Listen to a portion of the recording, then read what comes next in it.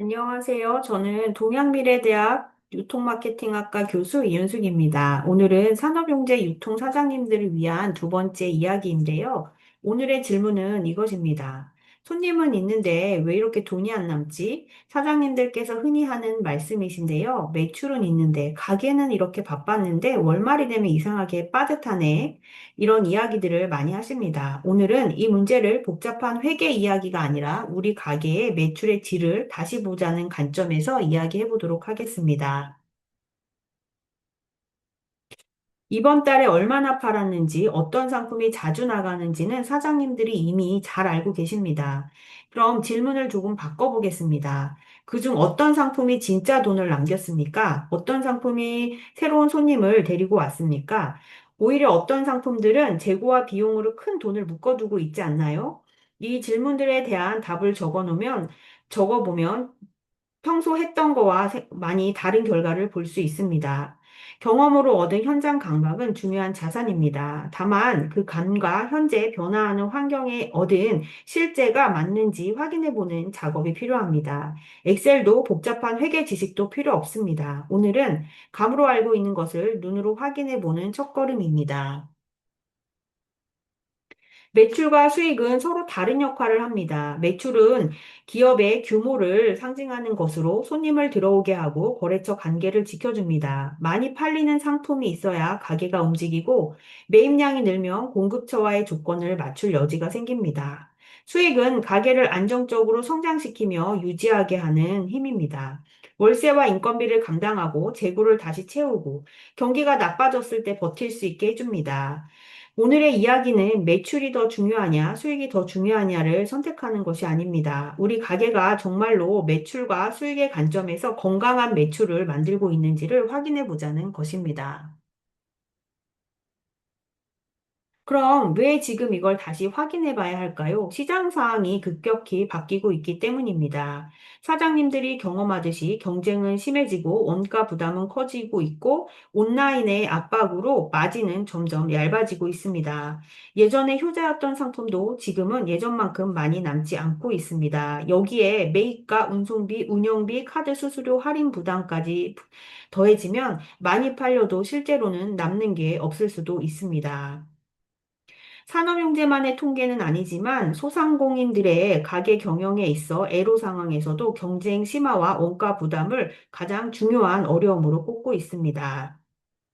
그래서 지금 중요한 질문은 이것입니다. 예전에 알던 내 상품들이 지금도 그대로 나에게 중요한 수익을 안겨다 주고 있는가를 질문해 보자는 것입니다. 먼저 두 가지만 확인해 보시면 됩니다. 먼저 최근 3개월 매출이 늘고 있는지 줄고 있는지를 확인해 보십시오. 가능하면 직전 3개월과 작년, 재작년의 같은 기간과도 비교를 해 보십시오.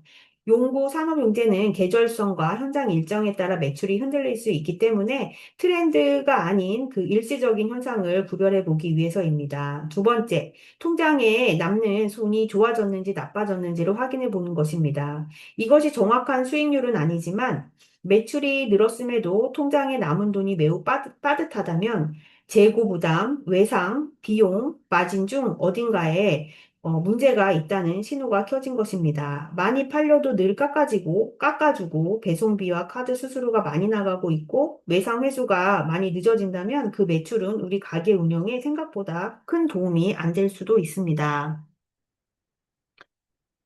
오늘 바로 해볼 수 있는 방법입니다. 엑셀을 사용하지 않아도 정확한 수익률을 계산하지 않아도 좋습니다. 최근 3개월 기준으로 매출 상위 10개 품목을 쭉 적어 보십시오.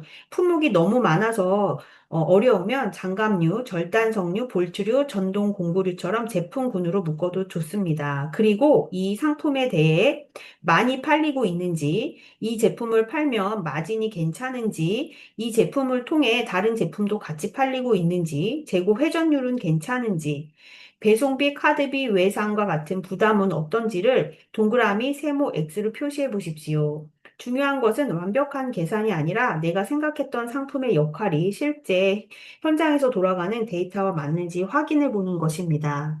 이렇게 나눠서 보면 막연히 알고 있던 상품의 역할이 조금 더 분명해질 수 있습니다. 이 간단한 방법만으로도 예상과 다른 상황들이 보일 수 있습니다. 어떤 상품은 생각보다 수익이 좋고 판매 규모는 크지 않지만 팔 때마다 마진율이 괜찮을 것입니다. 재구매와 다른 상품으로 판매로 이어지는 상품도 있을 것입니다. 반대로 어떤 상품은 효자 상품처럼 보였지만 할인, 배송비, 카드비 외상 부담을 빼면 생각보다 마진이 아주 작을 수도 있습니다. 또 중요하게 봐야 되는 상품들은 상품 자체의 단품의 수익은 작지만 이 상품을 통해 다른 상품이 함께 팔리는 그런 연결 상품들을 확인해 보는 것입니다. 마진이 낮아도 손님을 데려오거나 거래처 관계를 유지하거나 다른 상품의 판매로 이어진다면 이 상품 역시 중요한 상품이 될 수 있습니다. 오늘의 메시지는 이것입니다. 많이 파는 것도 중요하지만 잘 파는 구조를 짜야 되는 시대입니다. 먼저 사장님의 경험과 감을 지금 현장의 데이터로 확인해 보십시오. 이 상품은 효자야라는 감이 지금도 맞는지 확인해 봐야 합니다.